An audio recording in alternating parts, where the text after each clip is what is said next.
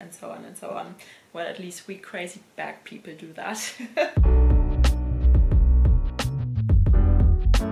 Hello everyone and welcome back to my channel, to my little corner of the internet here where we talk about luxury designer handbags.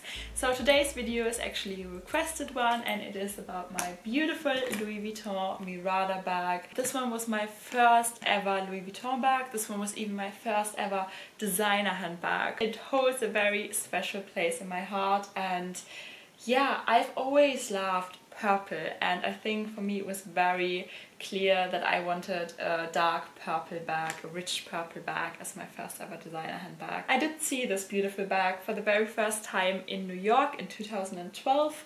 I was there with a friend, and yeah, hi Hilke, in case you're ever seeing this video.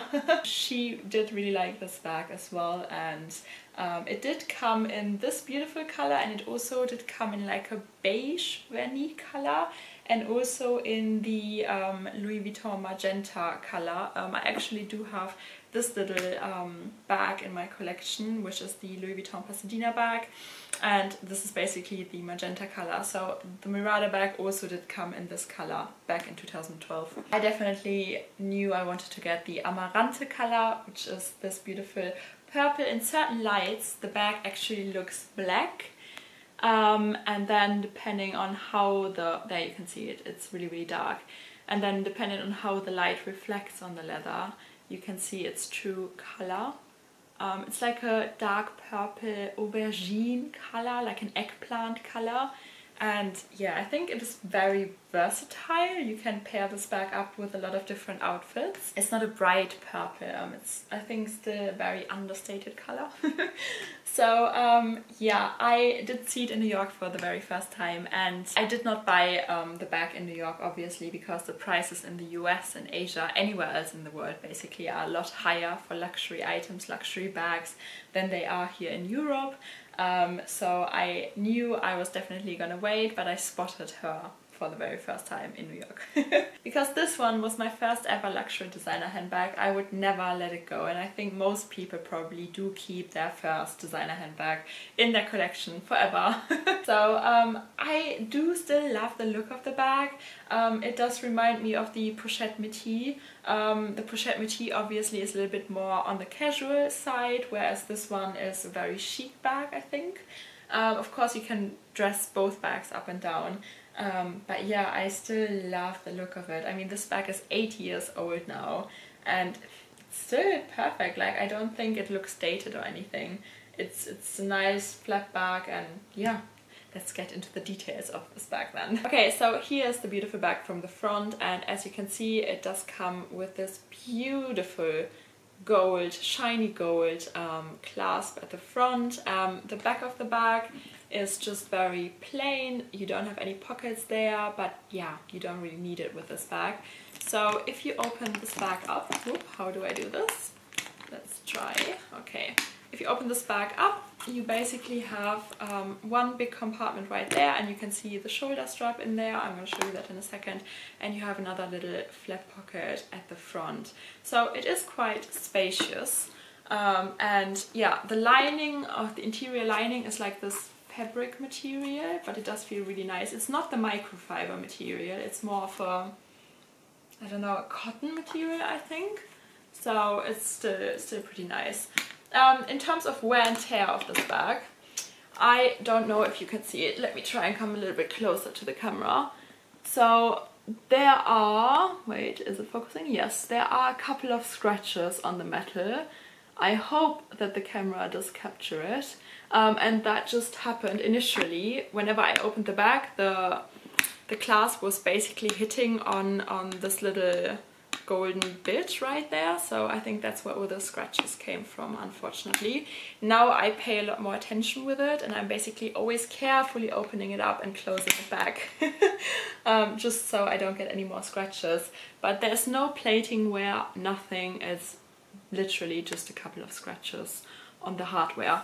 Other than that, the bag has worn beautifully. There is nothing wrong with it, except for one more detail that I'm about to show you right now. But yeah, just as an overall impression, you can see there are no...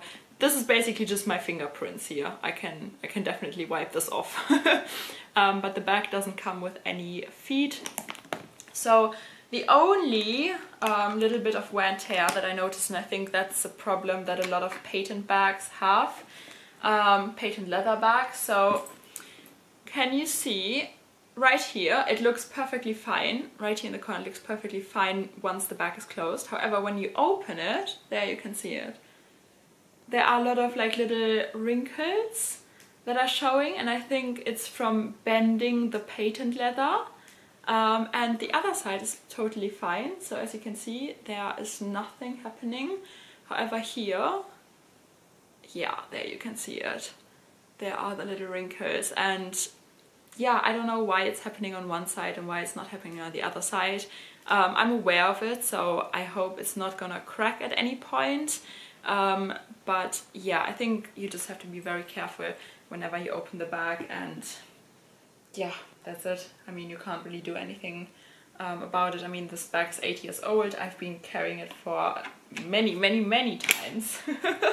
So yeah, that's everything I think in terms of wear and tear of this beautiful bag. Okay, let me show you the shoulder strap. Here is the little shoulder strap. It is in the same, one second, it is in the same vernis amarante leather, and it just comes with the regular Louis Vuitton hooks. And yeah, let me quickly attach this. Okay, so here's the bag with the shoulder strap attached, and I actually do like carrying the bag with the shoulder strap. I'm gonna show you modeling shots in a second. As you can see, the bag only comes with this tiny little handle on top, and it is pretty solid, so you can't really move it up or down. So the only thing you can do basically is to carry the bag by hand if you don't want to use the shoulder strap. You can't carry it on the crook of your arm or anything like that, so this is pretty necessary for the bag. Okay, so here's the beautiful bag, and as you can see, I do have the shoulder strap attached right now. So this is basically what I meant. If you were to carry it without the strap, you can only carry it like this. And yeah, it's probably not the most comfortable way, so I would always advise to just use the shoulder strap. My favorite way of carrying this is just on my shoulder. And I think it has a really nice length if you just wear it like this. You can just swing it to the back or get it to the front if you're in a more crowded area and you just want to, you know, take care of your bag. So yeah, I do really like carrying the bag like this. It is definitely long enough to also be worn crossbody. However, this bag does look quite boxy, as you can see.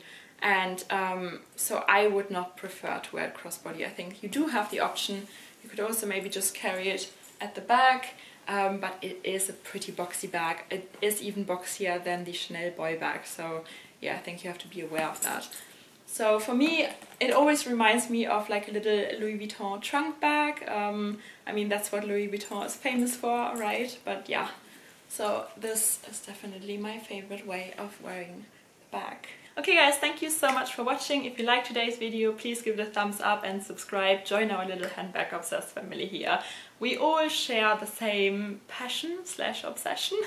And how I always like to say, if you're already annoying your family and friends with talking too much about luxury designer handbags, then just join us here, because we all have the same luxury disease here. Thank you so much for watching today's video, and I see you guys soon. Bye!